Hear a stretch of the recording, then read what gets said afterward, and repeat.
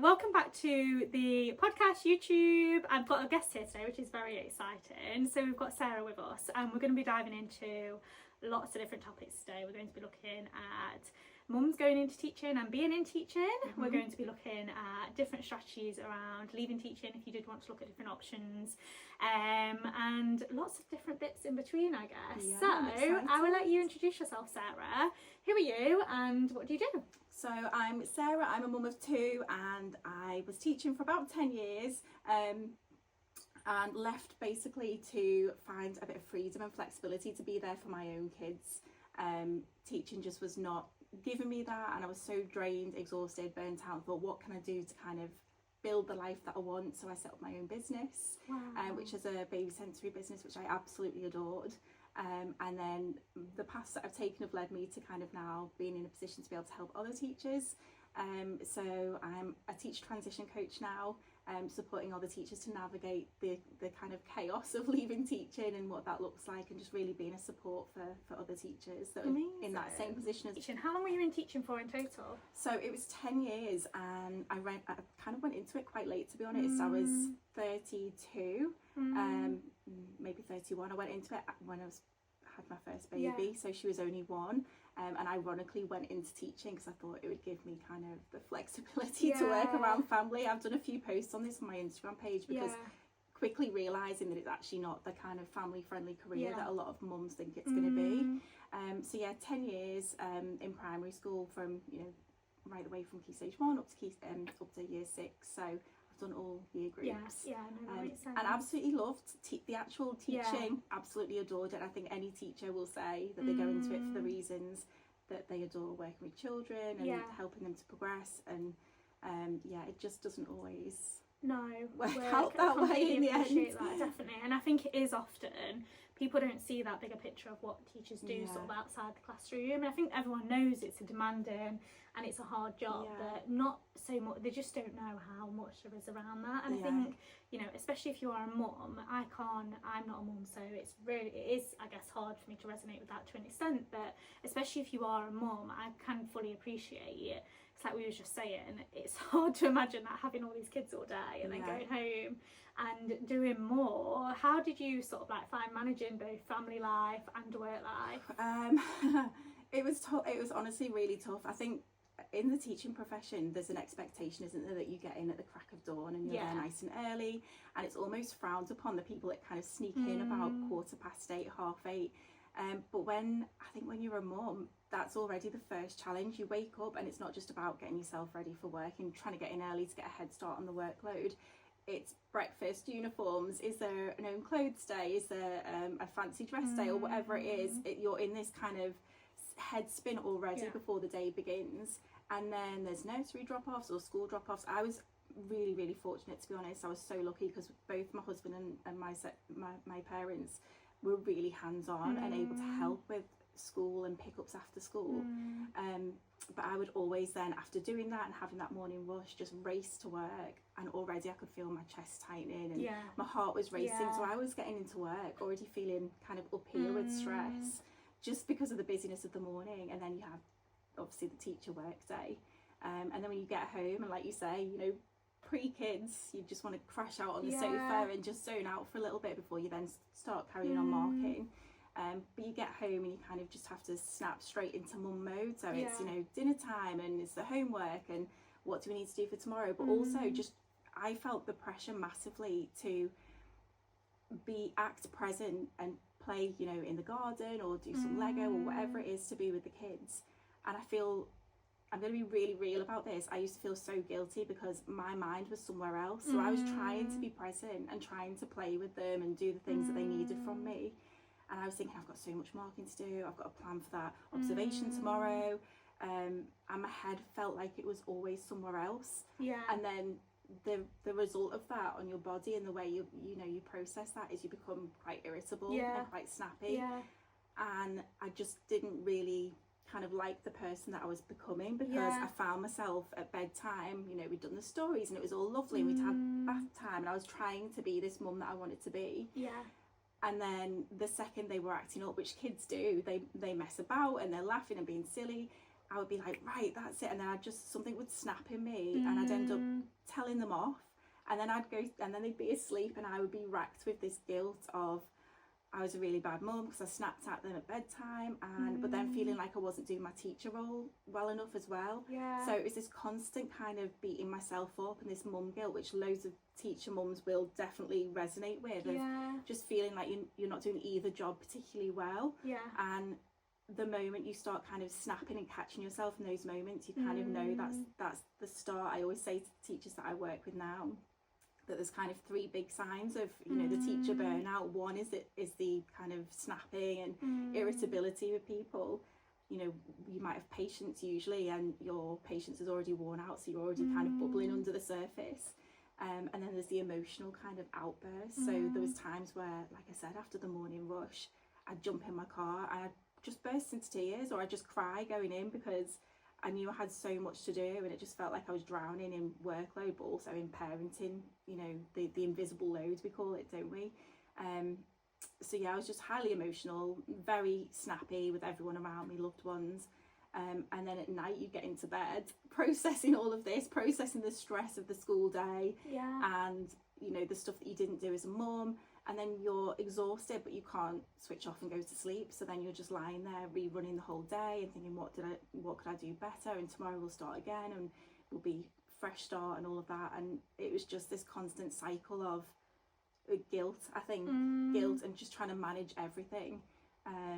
So yeah, it was difficult. So the transition from being a teacher pre-children, which wasn't very long for me because, as I said, I went into it when my daughter was just born, so she was a baby. But as they get older, the demands become more, and you know, they need you more in terms of when their school in the mix as well.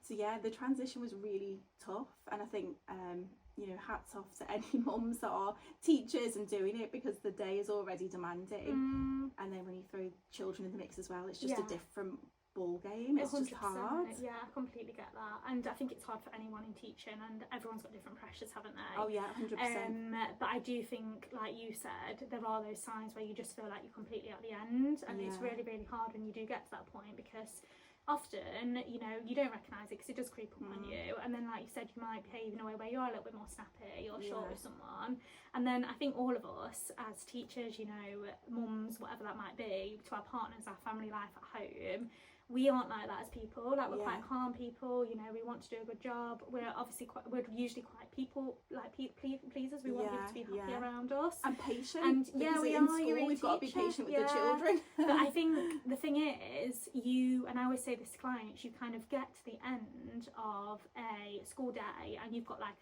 a bucket full of sort of stuff to give, and that bucket's like slowly depleting, and then your resources are just going, aren't they? And then, like you said, what do you do? Because actually, arguably, the most important part of your day is with your own children at home, but you know, you're working to live, not living to work, and 100%. It's really hard, I guess, to get that balance. Did you find in school there were any like particular triggers that made you sort of feel particularly overwhelmed, or at the end, I think sometimes awareness is key, and was there anything or any weeks that you found were a little bit chaotic and you just couldn't balance it all? I mean, Christmas is the one that sticks out in my head, because there's so much going on in the school, you know, all the play rehearsals and that kind of thing, but it's also the stuff going on in your children's schools as well. The amount of teachers that have messaged me saying that they've missed these really key, like, beautiful moments with their children because they haven't been able to go to nativity plays, and you can't get that time back. You know, their first nativity play is gorgeous. It's you cry and you blub and you think you're not going to be that parent. But there's so many schools that just lack the flexibility and the forward thinking to say, yeah, of course you can go to that. It's honestly quite shocking. I've been quite lucky over the years to have head teachers that have given things like wellbeing days. So one of my heads gave 2 wellbeing days a year. That's and that was amazing, because it meant that you could go kind of guilt-free to a school sports day or Christmas production, but there's not enough people doing it, I don't think. I did have that in one school as well, and it made such a difference. We had like a gifted time day for Christmas. It was like a present to all of us, so you could use it at any point in the year, basically. And that was massive in terms of well-being, and it just gave everyone that boost, because you could do something like book your birthday off, or you know, go like for a spa weekend, or you know, I think it's quite an easy fix for people to do. I think, you know, it's time, isn't it? The government, the Department for Education could quite easily, I mean, that could be a thing where teachers are allocated a certain number of days that they can use as they want to. And I know that people that aren't teachers will say, but you already get, you know, 13 weeks holiday a year, and I totally get that. But I just think it would help not just parents, any teachers, to really just have that time where they need to kind of reset and, like you say, for their own well-being, mental health, to have some time where we were saying that maybe the days would be really helpful, having something in place where teachers could do that. And I think this is part of something we were kind of chatting about prior to starting this. We said that the flexibility in teaching is it's really hard, because we might have these days off, you know, 13 weeks off a year, 12 weeks off a year, but it's so prescribed when you can have that time. And something that I found particularly hard when I was teaching, and this is something that really, and I think I've still got an issue with time now because of it, like makes me a bit anxious when I've got such a schedule. And I think it's because, like, in teaching you have to do everything either after school in the evenings, your nails, your doctors, all of the appointments that you've got, dentist, and then the weekends, that's your only time to be a little bit flexible. And I used to be like really annoyed if I ended up doing something I didn't want to do at the weekends. Oh yeah, because that's like, your precious time. It's your only time you've got. And it's so different. Like, I know people don't get the holidays, but you can't tell me that. And I know it's not like this for all jobs, but there are a lot of jobs where people work from home and they do 2 hours a day, and then they can nip out whenever they want. And I know that for a fact. And you know, I know that's not for all jobs, for people who work from home, and it's very different sort of, you know, if you've got your own thing that you're building up. But a lot of people who do sort of like sit and they've got like a job at home, it's very different to being in and having to be in a place for that set amount of time, isn't it? Did you find the flexibility particularly hard with the children as well, I'm guessing? Yeah, definitely. Was that sort of a challenge? 100%. So obviously the school holidays are amazing, yes, but that also means that you have to go on holiday during those peak months where it's extortionate. So, you know, a lot of people will frown upon people taking their kids out of school time. I can tell everyone out there firsthand that it does not make a blind bit of difference if your kid has 1 week off in a whole school year. It just doesn't. It's not going to affect their attainment at the end of the year. So these people that frown upon it and go and tut and say, oh, we've taken them out of school, just let them be a kid and let families have access to be able to go on an affordable holiday. It does not make a difference to their overall 100%. Attainment. And I think if you're going in that last week of term when there's like films on and doing crafts and things like that, they'd actually probably learn more. It depends what holidays you're going on. Like, obviously, if you're going to an all-inclusive resort where mum and dad are just drinking all the time, then they're probably not get as much from it. But I just feel like traveling for me is the place and where the opportunity where I've managed to learn the most. And if you are actually taking your children on city breaks, like cultured places, it's amazing. Like they just learn so much from that. Just being in a different country or a different culture, like you cannot learn more than actually being somewhere and having that opportunity to go somewhere. And I think often if a family came to me and they were like, well, I want to take my child to Rome for 5 days, like what an experience. Like how much especially if they're learning about the Romans, go to the amphitheaters, go to the Colosseum. And I know that's probably a luxury and not something we'd all do, but I feel like you said, should it always be frowned upon? Because actually if you are doing something like that with your child, and I've had lots of parents in the past who would have loved that opportunity to do something like that with their children, and you know, like you said, it is extortion in the summer holidays, and the heat is not always appropriate either. Like it's so hot in August around Europe and in a lot of places.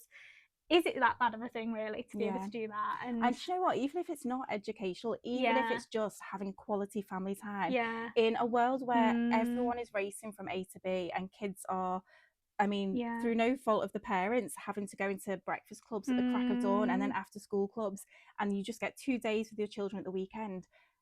Is it such a bad thing to just have some quality family time, just chilling out? I just think that can only be a positive thing.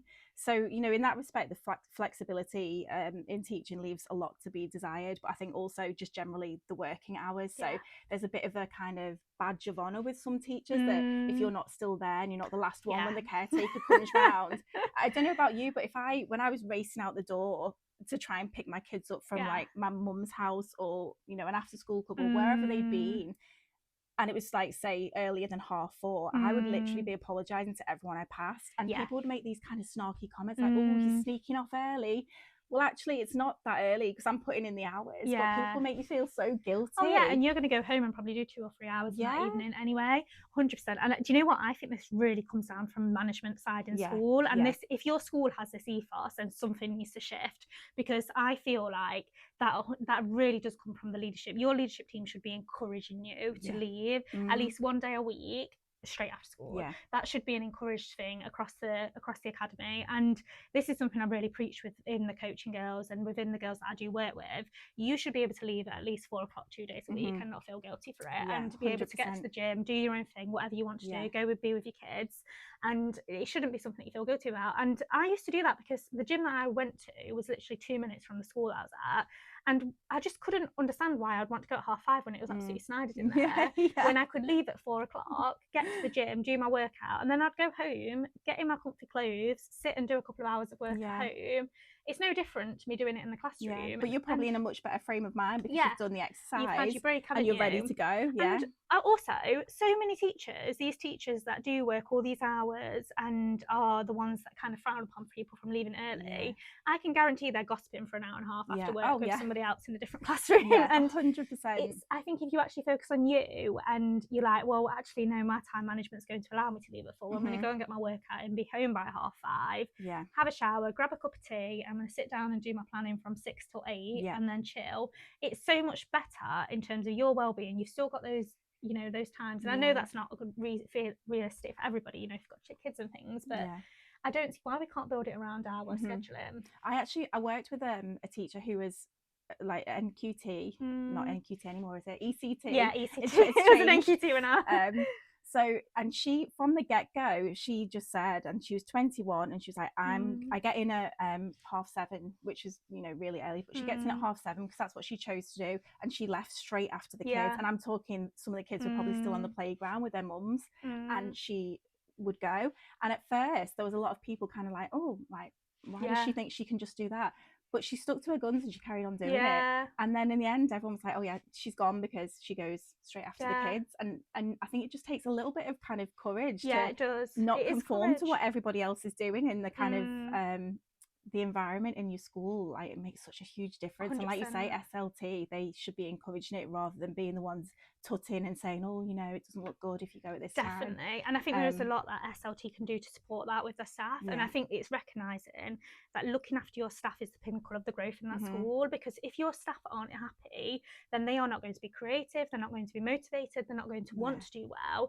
And the only way the children in that school do well is by having teachers that are motivated and driven to be able to get the most out of those children and got the energy to do so. And I think that needs to be appreciated. But I think the problem is it's often in schools that are struggling, right? So the schools that are struggling, SLT gets scared and they start putting pressure on the teachers. That's what happens. That's such a good point. I think that is the problem. And I think whether you work in an outstanding school or a good school requires improvement. I do feel like when there is this Ofsted fear, there is a lot more pressure on teachers. Do you recognise that within your experience? I definitely think so. There was 2 years where we were like, we're due this year, it could be this year, and it just ramps up the pressure unnecessarily. And I really tried to just shift my mindset a bit to thinking, we don't know, so what is the point of worrying about something that's out of your control? You can only worry about the things that are within your control.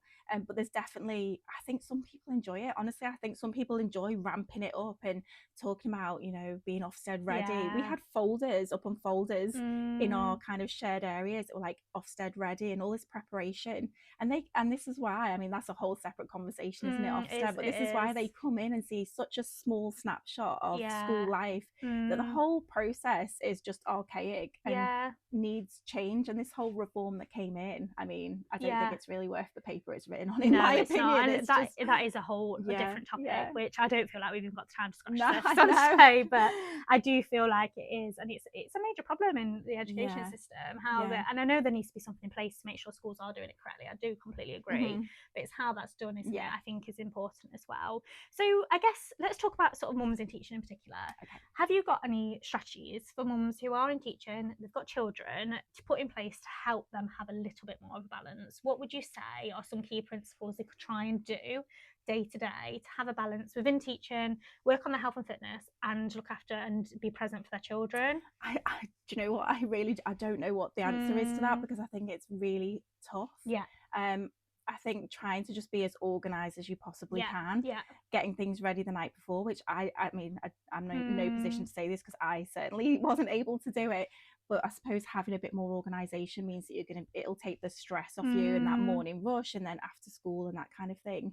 But I suppose the only thing you can do is support your kind of mindset with doing the things in the spare pockets of time that you do have for you, whether that's just having a bath with some candles on, literally as simple as that, or one night where you're not going to work and you're just going to put a show on Netflix or go to the gym or whatever it is, something just for you. Because I think as a mum you just feel like you don't have any time to yourself. Before I was a mum, I felt like I didn't have any time to myself, just as a teacher or being busy, and then even more so that just intensifies because there's so many different directions you're being pulled in constantly, and you just feel like you get into bed and I've just had no time to myself. I've not done anything for me. So I suppose my one thing would be just squeeze in something for yourself, no matter what it is. Just try and shoehorn that somewhere into your working week. But it's hard. It's really hard, and I guess maybe it's accepting that you can't do everything in the classroom, and some things do need to get missed. Was there ever a priority list of what you would say and acknowledge, okay, like I do need to get this done, I can't just leave this, and okay, this can sit and wait? Did you ever sort of have a bit of a priority list in your head? I mean, I was quite lucky. I was in a 3-4 elementary school, so planning and things like that were quite well balanced, so we were able to share things and split things and reuse things. I used to joke with the marking, obviously that has to be done, but marking policies, some of them again are so archaic, the whole 2 stars and a wish and things that when you give it back to the children, then it's not going to benefit them, they won't even read it. They'd far more appreciate if they've done a great piece of work to have a big sticker or a massive smiley face. So I tried to get better with sort of marking, but I do joke that I had these traveling books that the amount of times I'd take a set of books home to mark, and then I'd just be so shattered and not able to do it, and I'd think I'll go in early and I'll try and get it done in the morning, and then they'd go back to work with me, and then we wouldn't have that subject that day, so they'd come back home with me, and I'd sometimes take these sets of books back and forth to school and not actually manage to mark them. But I think in terms of actually prioritizing, it was just essentially keeping on top of the daily stuff that needed to be doing. And I think that comes from a school management side as well, again, doesn't it? I've always been really lucky. The schools I've worked at have always been really low on marking. Like, it's never been a thing to sit and mark reams of books. And actually live marking is the best thing that I've ever implemented. And they would always very much be like, you have to be as proactive with your marking as possible in the moment. And I think that's 100% the best thing you can do in teaching. I think live feedback is so much more beneficial for the children. I think they get so much more from it. Because in the moment you can kind of stop and relook at it, and that's 100% the way to go. At one school I worked at, we used to walk around with green and orange highlighters, and that was fantastic because you could literally be over a child's shoulder, highlight something green, that's a great sentence, highlight something in orange, like what's missing here punctuation wise. You could literally be over a child's shoulder. Obviously it's different, there are times with marking where it just take over. Like, I was in year 6, you've done the year 6, you know what it's like when you've got writing, you do need to sit and read the writing properly. You can't just do that in the moment. But things like maths, you can very easily go around and have your answer sheet there and be like, no, check this. And actually that feedback in the moment to the child is so much more important than getting those marks the next day. 100%. And even getting the kids involved, peer marking, marking their own. I think in maths you shouldn't, that's so important, building those bits in. And the kids love it. I mean, the amount of practice papers we did, we used to do an arithmetic test every single week.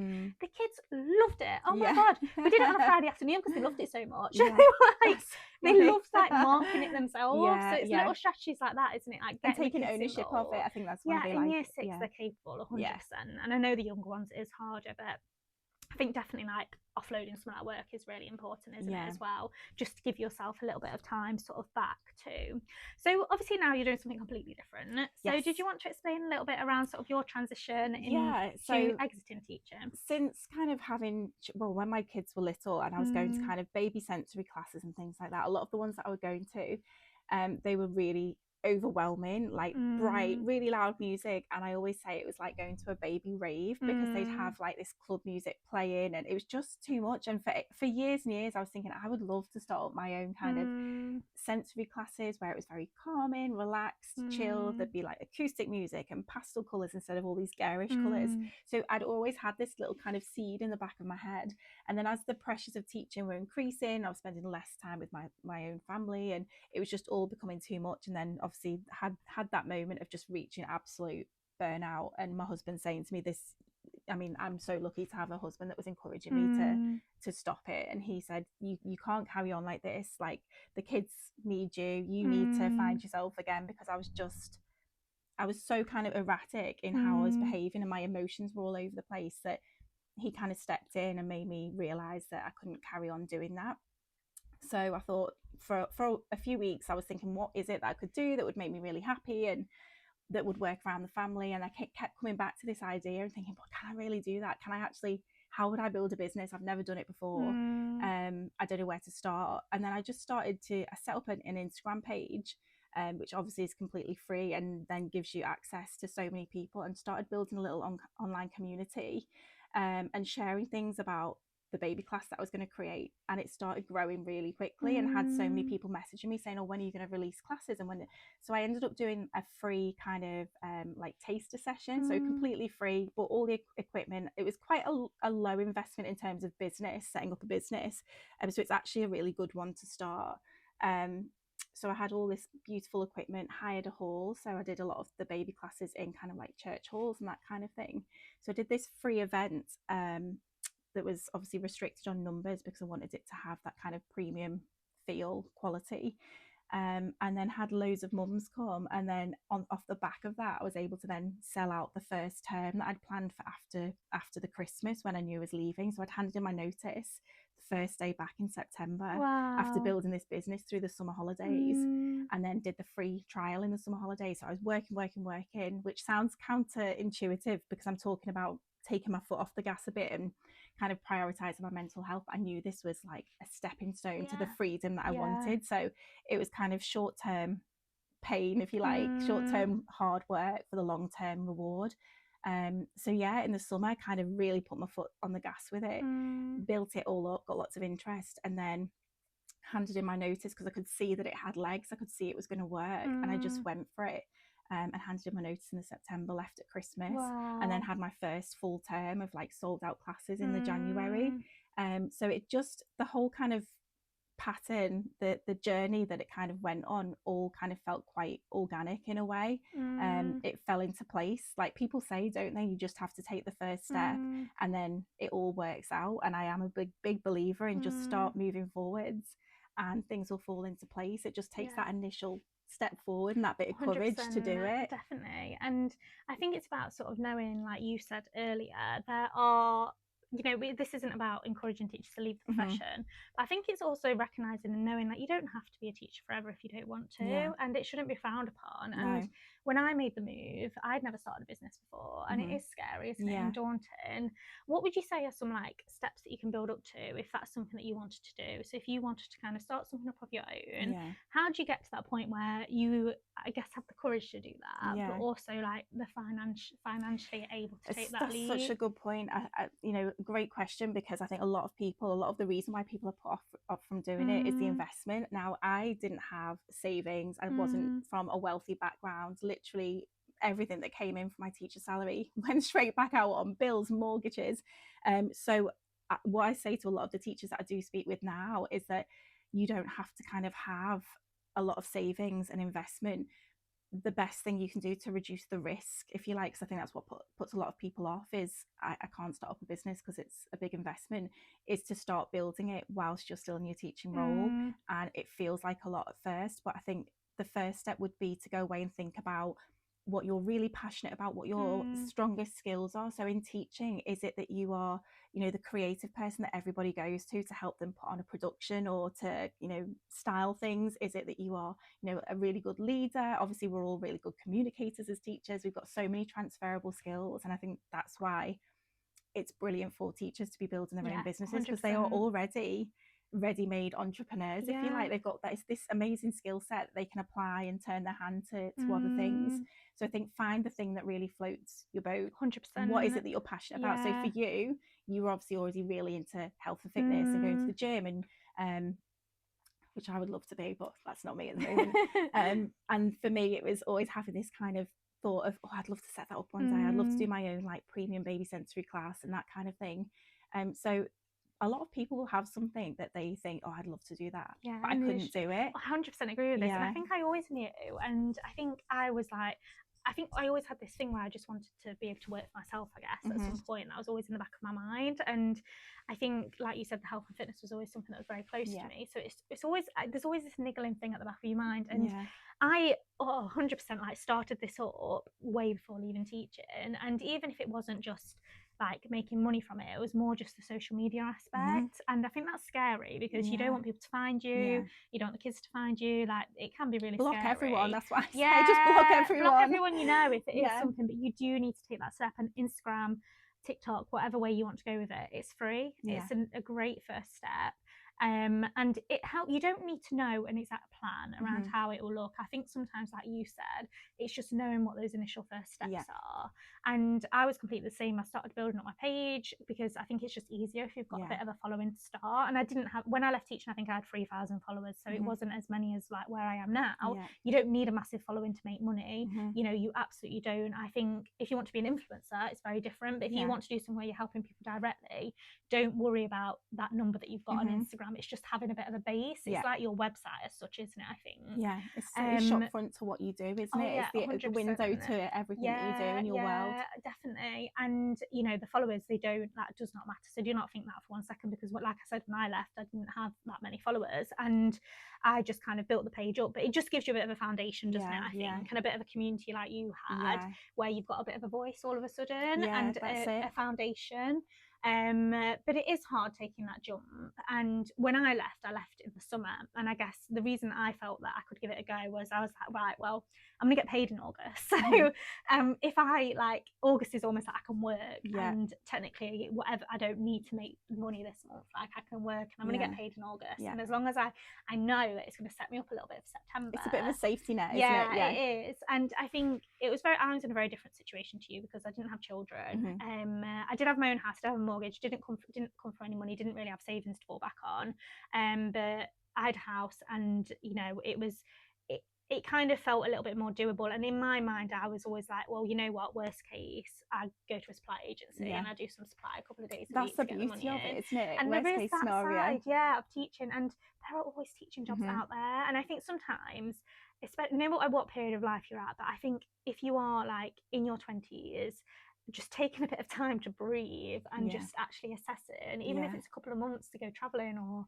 you know, just work out what you want to do, absolutely, it's so important, and it shouldn't be frowned upon that much. And do you know what, massive well done for you for leaving at Christmas, because that's huge in teaching as well. Well, I bet you got some dirty eyes from that. I did, my parents, there's a few questions from parents, but I think I just needed to know, I had to put myself first in that situation. I had to be selfish, and I had to see if it was going to work before I took the leap. And it was just the way the timing of it went, that was when I had time to do the classes and to see if it had legs and that kind of thing.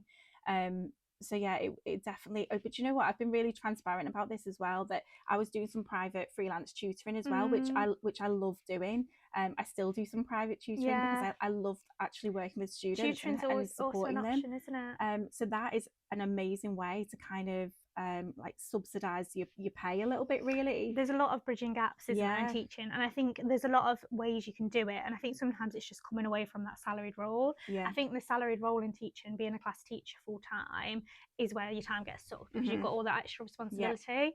If you say, we're scared to make that jump fully, literally look at what you need as a foundation. I'm not talking holidays, extras. What do you need month by month to survive? This is what I would say to somebody.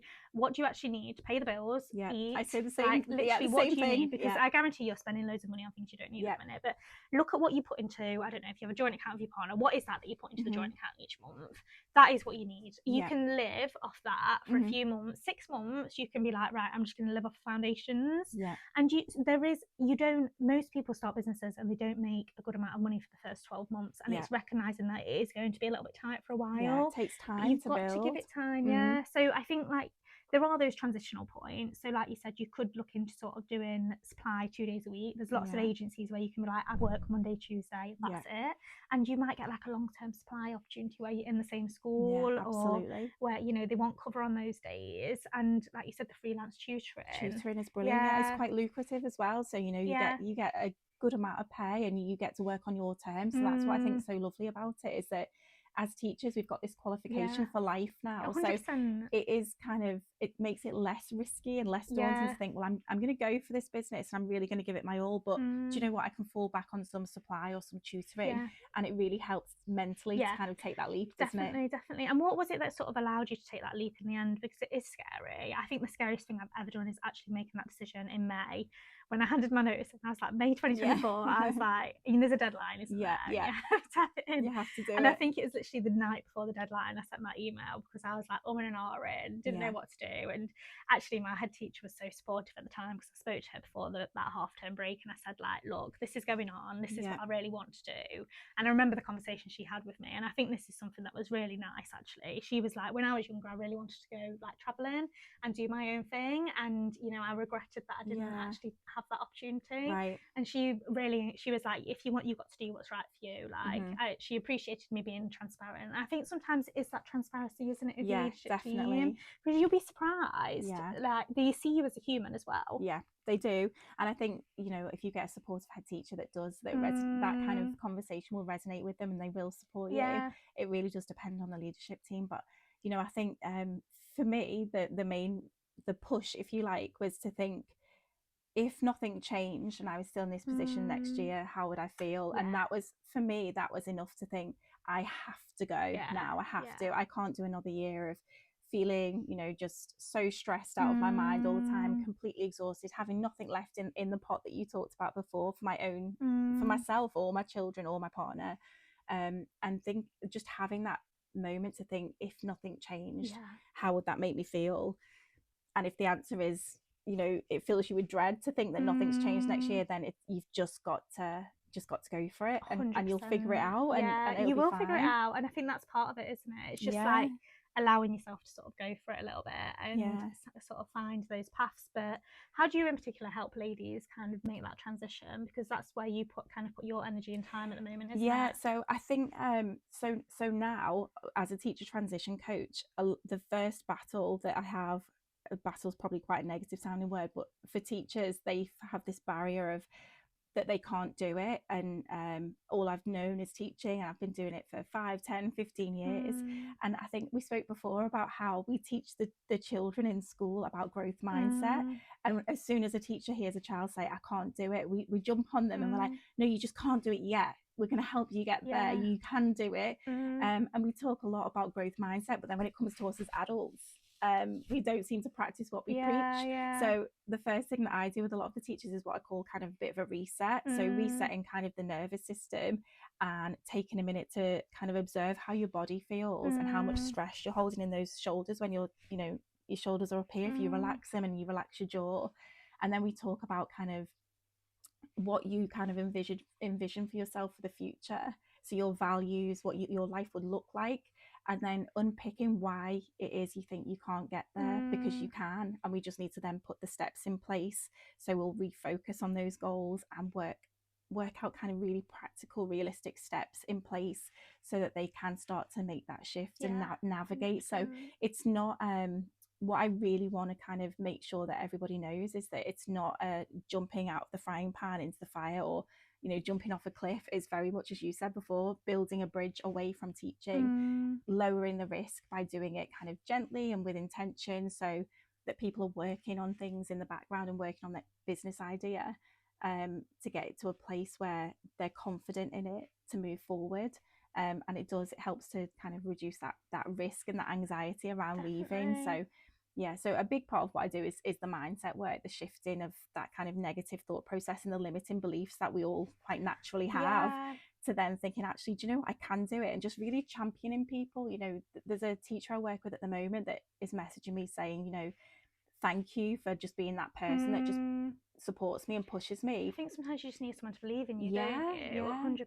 And it's quite, I don't know if you've found this as well, but there's a lot of people that when you say you're going to leave teaching, seem to take almost pleasure in saying, oh, that's risky, and you know, what about your holidays, and what about your pension, and what about the salary? And it's almost, you have to kind of feel like you need to justify yourself to people. Yeah. Whereas if it was someone in a, you know, high flying career where they were earning, you know, six figures, and they were like, oh yeah, I'm going to go for this instead, people wouldn't say, oh, that's risky. But the minute you say you're going to leave teaching, I feel like a lot of the teaching community will kind of say, oh, why would you want to do that? And it's maybe because they want to, 100%. and they I can't. think this comes back to, like, we see children all the time in the classroom who come from that low socioeconomic status background, and they naturally struggle to sort of see opportunity. Whereas you get children from like these more privileged backgrounds, and they know they want to be doctors, go to university. Whereas these children, they just don't, because they're not exposed to it, right?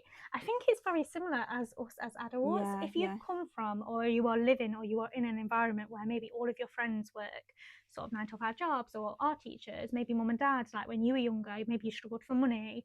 And this was definitely my situation. Like, I didn't know one single person that had their own business. Like, that just wasn't a thing. All of my friends had jobs. Like, when we were younger, like, my mum really struggled for money when we were younger, so I had huge anxiety around money. Like, that's always been a thing. And I think something that driven me to teaching, to be honest, because the pay was stable and quite good. And I was like, actually, you know, I can see the progression. I can always look after myself. Like, it's a very stable career, and it was something that, like, I think something that drew me to it, because it's a very secure job, isn't it? I think so. That all of that was like these in-rooted things, and I think I've recognised that more and more being in business, and it's something I've massively had to learn, and I've kind of worked on a lot with my own coach, is that there is so much out there, an opportunity for you, but I think it's what you're kind of known and what you've surrounded with. And if you aren't always surrounded with these people that kind of work sort of, you know, standard ordinary jobs, it's hard for you to recognise that there are that opportunity out there. Whereas if you come from a family where your mum owns a business, or, you know, you've got friends that do something, it does feel a little bit more in reach. Definitely. And it's not even strangers, is it? It's not even like kind of your work colleagues saying, oh, I don't know why you'd want to do that, it's risky. For me as well, it was my own parents doubted it at first, and that was hard. And it's only coming from a good place. It's coming from a good place, and it's because they've worked since they were, you know, 16, 17 or 18, and then that's all they've ever done. And they were really pleased when I went into teaching, because, like you say, everyone talks about the security and that familiarity of having the regular job, and, you know, you get a good pension and that kind of thing. But then at some point you have to think about, am I going to just keep slugging my guts out and feeling this way and feeling so burnt out and exhausted to just get that pension when I'm 67? Because the answer for me was that I'm not going to put my life on hold for that. When there's so much out there. And I think once you, I don't know if you feel like this now, but once you kind of get a taste of that freedom and things are going well, I can't ever imagine myself going back to working for somebody else, because I just love the freedom that it's given me and that flexibility. And, you know, I'm not a millionaire, obviously, by any stretch, but I'm getting enough to sustain a really nice lifestyle and have the flexibility that I want to have. And I don't know if I mentioned this to you, but did I tell you that we're relocating to Spain? Yeah, so we're moving, so this is a huge thing that we're going through. But again, I wouldn't be able to relocate with the family and have this kind of new life working somewhere else if I hadn't left teaching. When are you going? Hopefully by September. That is the plan. I know, so that's a massive kind of personal thing that we've got going on at the moment.